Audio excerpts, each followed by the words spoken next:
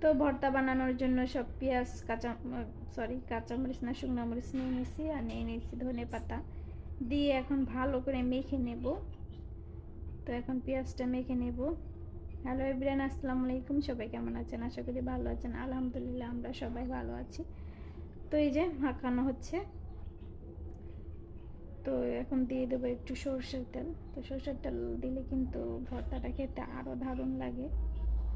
তখন এই যে পেঁয়াজ মাখাটা না আমি একটু রেখে দেবো। এই পেঁয়াজ মাখাটা খেতে কিন্তু অনেক মজা লাগে। তো এখন আলুর ভর্তাটা বানিয়ে নেব।